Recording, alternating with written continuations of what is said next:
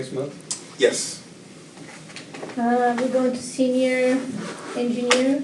No comments, I just think, you know, if I heard the motion that was made on the work plan, maybe it would have been more appropriate, I don't know, I'll consider that as its own item, the travel demand management, Yes.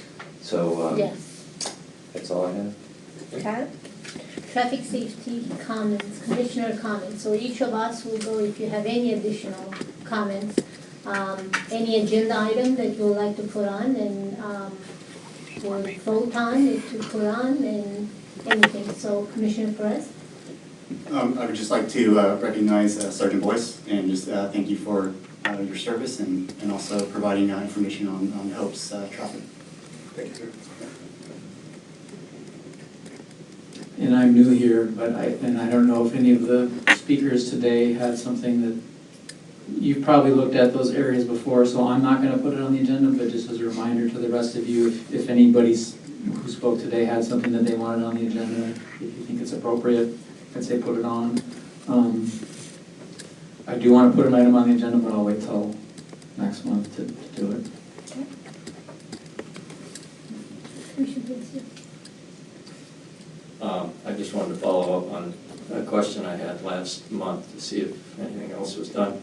The issue, I've been by the Corner Valley and Tamarack a couple of times since our last meeting, and I noticed that we have now the rapid flashing beacons and on the crosswalks across Tamarack near Valley Elementary, and apparently we have crossing guards too. And I had asked if we had followed up with, particularly with the woman that won't let her child ride his bike to school because she's afraid, if we have checked with her to see if the things we've done have allayed her fears. Did we do that, or? It stretches into bylaws, but my response, as I recall, was that we typically, and the city council typically doesn't follow through and follow up with specific concerns to make sure that concerns were addressed, but if they had a question, if it was a question about a crossing guard or a crosswalk, or if it was very specific of something we can do, we follow up with them, but we typically don't follow up and say, are you okay with what we did, you know? But we do have an item here in the public setting, and they can come back and discuss it. So again, it'd be something maybe we talk about, but that was my response to that. I thought it was closed. That's the typical process that I have seen, is that we don't go to that level of detail, but if it was a specific request for an always stop, we would have followed through, but we don't see as, you know, each and every comment isn't followed up to that regard. Okay, I understand. Then I'd like to ask another question, and that is, or suggest, that when we have something like this happen, do we ever evaluate whether or not the actions we take result in the desired effect of reducing the amount of traffic in the area of the schools? In other words, did what we did reduce the number of vehicles that are being driven to the school for that purpose? So do we put out counters? Do we do something like that to see whether the actions we take work? Because, I mean, that's the objective, right? I don't believe that was the objective. The objective was for pedestrians and drivers to feel safe in that intersection. I think going forward is important, that we clearly define what our objective is, and if it's measurable, that we would go back and do a before and after study. It gets to the monitoring possibly, and maybe a bylaw or a standard practice. Mm-hmm. So in this case, I don't think it was specific to getting people out of cars, and we were going to count how many cars were going in and out of the school. So we have to be very careful on what we do control and what we can't count going forward. I think on this, in my opinion, it would be before and after in terms of speed. I think it was basically speed, but Did we do that? No, we didn't do it before and after study for speed, but if that is the desire, then we can look at that when we finish our evaluation with the, we have one more item, which is the always stop. So you'll be reported on that. I guess the one thing that maybe that would make Commissioner Pensier feel more comfortable is maybe a report from the police, because they used to be there all the time and they did do a lot of training and a lot of citation and stuff. Do they feel now that because of that crossing guard is less, because I haven't seen them as often there either, so do they feel like their presence is less requested or needed there? Maybe that was just my one suggestion. I do think that, just to double what you said, if anybody still feels uncomfortable or they don't feel safe, that they would come back and tell us. The same like the lady that we have, and I'll bring that up with the 50 miles per hour on Ken. I think if nobody says anything, doesn't mean that it's perfect, but we can't keep going back because we have to move forward without the intersections, without the, like the Hope incident, which I think something needs to be done going forward. So, I can take that into consideration. We're going to do a staff report on Tamarack, one more, and we will listen to what you heard. I mean, hear what you said, and try to incorporate it in a way, maybe a before and after study or something that we can measure. Okay, thank you. Commissioner Hunter. Question, over to you, Doug, is 3 out of the 4 the speakers were all about the speed limits, which is typical for us. And it was kind of a question down there about the speed limits too. With the 2 new commissioners on board, would it be appropriate to put an agenda item on there, how we set speed limits? I think the public would like to know if the public shows up again. I mean, obviously I've been through it for 6 years, but it might be a good one, because we're gonna get somebody coming in saying the same thing. It would be nice if you guys have, I don't know if you guys have been through all that, how we set the speed limits and 80 percentiles and all that other stuff. Would that be good for you to hear, or you guys already know? I'm familiar with it. You're familiar? It'd be good to hear. So maybe a quickie on that for an agenda, education next time. I mean, 5-10 minutes. It's perfect recommendation, and that's what this time frame is for, to say I'd like a refresher or an item, so we can certainly explain what it is in advance of the next time when you do have to take action. So feel free to make more recommendations like that on what you'd like to hear from us educationally. So that was one. The Grand Promenade, I have no idea what it is. I'd love to hear a presentation on it, and he was offering one up, so I'm not sure if you guys are all familiar with it, and I'm just, okay, I have no idea. If they're gonna make all sorts of traffic changes in the village to, he's talking about, Is that something appropriate? one-way traffic on Grand and all that other kind of things is, It's a challenge in that I don't know how much of what was spoken by the gentleman was Brian Connor, no, not Brian Connor, but Robert Wilkinson. Yeah. I'm not sure what was his opinion and what was approved by council. So I don't know how far council has gone on the promenade. It is the Village and Barrio Master Plan. If you'd like a presentation on the transportation aspects of the Village Master Plan, I think that would be appropriate. Going down a road of a specific recommendation there that may or not have been clearly defined to this point, I think would be a work plan item, and I don't know if we'd even put it on there, but an existing plan to have a presentation on that is reasonable. I think that would be appropriate to have a presentation on the Village Master Plan. You might wanna- The traffic master plan, just the If you traffic Traffic. mobility Is that a portion. motion? You want a motion? Motion? Almost. I remove. Okay. I'll second. Okay.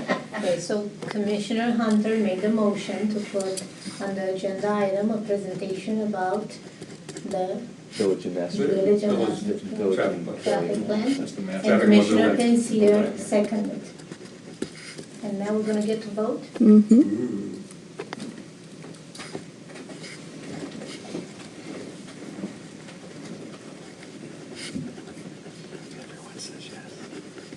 Okay. Please note that it was approved 6-1, one was absent.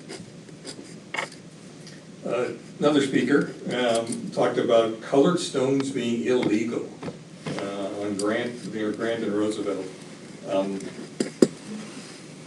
I will follow up on that. I believe the Roosevelt one, or it's Madison, I'll take a look at those, and they should be clearly marked, and we can follow that up, and I can report back, but yeah, I was gonna follow up on that to make sure that their concerns were addressed. Okay, cool. And you'll get back to us with that. Yes. Thank you. And that's, one other question, when will we hear back on Melrose and Palomar Airport Road lights and striping? From what I heard, we will have status reports on that on a periodic basis, and I'll wait till the next meeting. That wasn't assigned to me, so I don't have any input to tell you about the progress on Wasn't that. assigned to anybody? I don't know. Okay. That'd be outside of my group, but I believe that, I mean, I don't know if it's been assigned to the specificity of a date and a time when it would come back. Okay. We did vote on that one, right? We did vote to have it followed up on, and we had a ladies and gentlemen's agreement that we would, that it would not be swept under the rug. I believe we're gonna collect data, though. I think it's gonna take some time to, I think it was an observation and collect data and see if it would be appropriate for cat tracking guidance stripes through the intersection. So I believe there was some leeway in terms of, we weren't gonna come back with 1 month of data, we were gonna come back with several months of data and see if there was some collision, concerns, service requests. And even signage on the overhead or the extending pole out there that tells people what lanes that they're going in. And there was also the bike issue, the bike safety issue there, I so. think it was an observation. If I wanted to make sure I was listening though, but I believe, as I recall, it was, we promised, we committed to observe for a couple months and come back with our observations and see if something needed to be done. Well, and and potential options too. Correct. Not need to be done, but potential options to make it better. That was what we agreed to, right? Okay. Right, and just to clarify, I wondered, I think I mentioned that one of the things we should consider is moving the 2 left turn lanes back over to the left and then using, instead of cross-hatching that area over there, make that a left turn pocket for cyclists.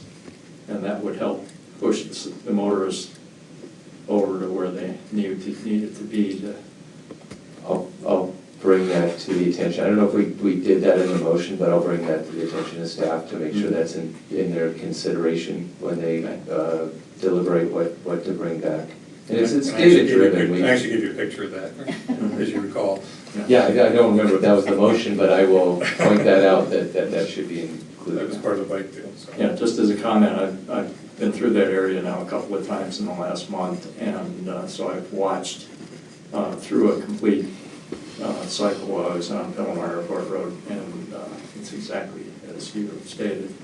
When the light turns green, everybody goes to the number 2 lane. Nobody goes to the number 1 lane. The only people that use the number 1 lane are the people that turn left off of Palomar Airport Road to go north. That's it. And I have gone in the number 4 lane, which is now the number 3 lane, which puts you in the number 4 lane and watch people still get squeezed over to the number 3 and number 2 lane on a regular and consistent basis. And when you get the heavy flow going, it's not pretty.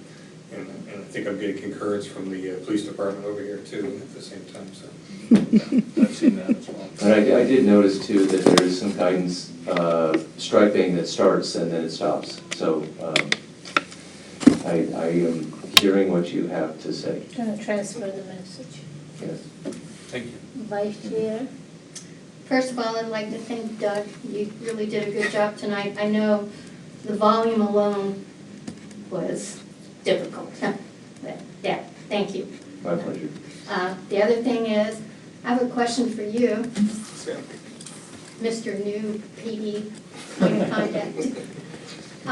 When I was leaving Algo Norte the other day on Alicante.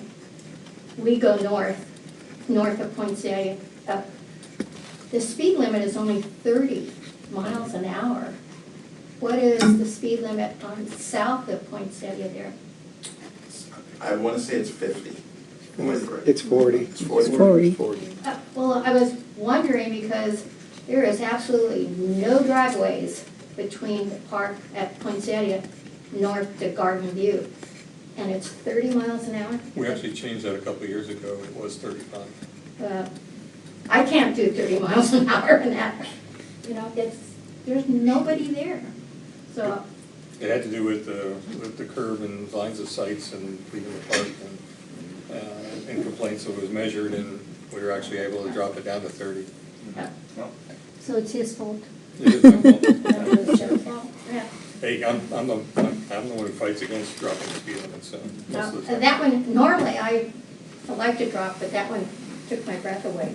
I can't remember if that was before or after, but we have, I wouldn't say it's a standard practice now is to make sure that the posted speed limit is not below the median speed limit. And we'll get into that in the presentation, but that's not a law, but that is a practice that you helped guide us to say that, the average should be a good, an indicator of where the posted speed limit should be. And of course, my old point, what's the status of the bike lanes and the right turn lane in front of Costco on Palomar Airport Road? I'm sure you're gonna give a report on that. We We looked at that, presented, a couple of months ago, you said you were gonna look at it and review it. we did a presentation, and then Caltrans is gonna have some striping plans that they're gonna do on the westbound over the bridge. This was strictly Just strictly there? eastbound because it was confusing because the bike lane and the turn lane, you didn't know whether to go in the first driveway or the second driveway. Okay, and I'll see what staff is doing on that. I didn't know if we had that clear of a direction, or we're gonna wait till the next opportunity. So I will take that as take action sooner rather than later and come back with a recommendation. Appreciate that. If I could add to that, I think what I recall you saying is that you would take a look at the front end of that to see if you could make the right turn into the Costco parking lot, if you could make that a little bit better. Look like a driveway as opposed to an Yeah, extended, there's a driveway into just before that, Carl's into a Jr. Carl's Jr., and then the next one is Costco. Yeah, it's a solid think- line all the way down to Yeah. Armada with no dotted lines. I will give staff Yeah. clear And I think direction. that's and what we'll come up- specifically yeah. you were asking about, and I think that was one of the things you thought might be better. Mhm. The idea of the real long bike lane is consistent with lots of other places in the city, I've noticed since that time. But usually there's not a lot of places where you can turn right after it starts. Yeah, there's none. Right, so this Okay. one is a little bit unique. Can I talk about TDM at all? Yeah, that's where I thought we But had for addressed that, mobility. but I just So make sure my- it's clear right, what you well, want. no, it doesn't have anything to do with the council. My question is, do we work, because it's a mobility and a traffic, so right now, the school district doesn't have buses, and we have 11,000 students going to school every morning. So you have, let's say 8,000, some of them carpool, not very many, 8,000 cars twice a day at least. So that to me, I see extra traffic, extra environment effects and so on. Is that something that we bring up to the school district? Can we work with the school district? Is anything we can do, or I just go personally as a resident? The school, there's 3 different school districts in the cities, and the two of them are partially outside of the city. Right, but the So- largest one, Carlsbad. The largest one, Carlsbad, let me get back to you on the best way to go, because we don't have direct control, as you indicated. We don't control the bus service, and it's probably a bigger issue than the city would tackle, but that might be like a work plan thing. So when you look at that list of bullets, that would be a potential, let me put it that way, as a way to frame it. Without being on the work plan, I would say that would be something that we wouldn't pursue. And so if you wanted to put that on the work plan, you'd have to probably take something else off. Okay. So I think make that's a motion resource. To add, we have a discussion with the school district, or how do we go about it? That's okay, without a motion, I'll add that onto the bullet list and take that into consideration when we look at everything. See if it can be folded into something, combined with something else. I mean, it is, you do have schools around here, right? Mhm. And also, I know that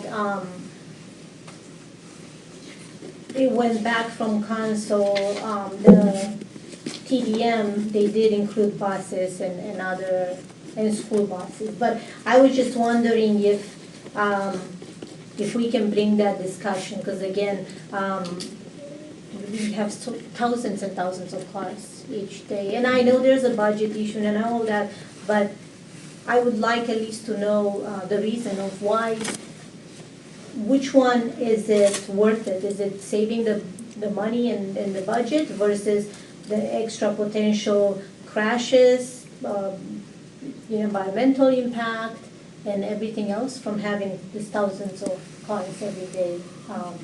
Doesn't mean everybody will use the bus, but if you don't give them options like we talked about, if there are no options, we're encouraging people to use other mode of transportation, then they're not. So that's one thing. The second, there was a public comment at the commission, at the, I can't think. Council meeting? Council meeting. A gentleman went and he said that he requests that somebody in the right department looks into adding extra blinkers at Coastal Rail Trail on Tamarack. Because he said nobody stops unless there's a train coming. But what got my attention was that he said he wrote to the department, to the right department twice. This is the first time I heard about this comment. Have you heard anything? I wouldn't have gotten that. If this works correctly, the council would have given it to us directly for staff to look at. And I don't know if it would come to you unless there was a question of option, but This is a I don't know, I'll report back. pedestrian safety, and he requested extra blinkers or any kind of, so why would that not come to us? Well, Did it come if we to- address it, Okay, we would have addressed it. I will follow up on that. okay. And then with the public comment that we have, the lady that came and spoke about El Camino Real College on Cannon, 50 miles per hour. Is that something that, I understand how we set speed limits, right? But do we follow up as accidents on that stretch of road? Or do you follow up at all on this, or we just, 85% are by 50 miles per hour, so we should be good? We have the latitude, if the collision rate is above normal, that we can use that in one of our considerations in reducing it no more than 5 miles per hour. But really, the true change in speed happens when the design is changed, not just a speed limit sign. Okay, so this will be one of the items that we have in our plan. Well, we do have a plan about Tamarack. There is a CIP project to redesign Carlsbad Boulevard between Cannon and Palomar Airport Road. So we have a plan that's in place, it got approved by the city council. So if you'd like, we can have an update on that and open up some of these discussions, but, No, I was just wondering if, I mean, this will be, because we are gonna look at the intersections as our plan. We're gonna look at the high collision intersection and is that roads? I don't remember if I requested roads to have the same intersections. well, if I look into the input we had, whether it's called Vision Zero or whether it's, some other form of Safe Routes to School or something, we will be looking somehow systematically. We want to have data-driven decisions. Right. So that's the key, is to have data-driven decisions. I think that's going to be a theme you're going to see in our work plan. I think it's going to be broken out into the 3 or 4 or 5 E's. And in their evaluation, that's usually part of engineering. So I think it may not rise to that, though. That section was not brought into the CIP because of collision rates of vehicles. It was pedestrian safety and other things, so let me digest that and see how we can bring that back, but I think that's gonna be incorporated something into the safety where we report back, and it may be that there isn't a safety issue compared to other places. Right, then that's, yeah. Anything else? We're gonna. Motion to adjourn? I have one more. Oh. Just a comment, and it relates to some of the things we're talking about. The city of Oceanside just received a $500,000 grant over 3 years for Safe Routes to School stuff. So it's something that we can follow and perhaps adopt some of the things that they come up with, kind of piggyback off of it without having to pay for it. So that's something I think would be worthwhile for us to observe. Would that be in line with what you said about adding to the work plan? Well, that's already in there, but that Safe Routes to School is. No, what I mean is working in conjunction with the school districts or the schools as a way, and that would be all folded in. Well, that's what they're doing. That would be a Safe Routes to School approach as opposed to, let's say, a Vision Zero. So I kind of read that too, is that maybe we could tee off the traffic calming for non-residential streets to something that's more in line with the Safe Routes to School, which has to do more with interacting with the school district. Yes. So if you follow my thinking, I can go into that depth just so that you have confidence of where I'm going when we develop this work plan. We are right behind you. Thank you. And you have been very patient with us, and we are very grateful to have you, because it can be so much worse. I say, we love you. Okay. Anything else? Ready? I ordered the pizza, it sounds like. All right, motion to adjourn. Second. All in favor? Aye. She's about to So say we're this. gonna adjourn at, what time is it? It was a second. 7:30? 7:38.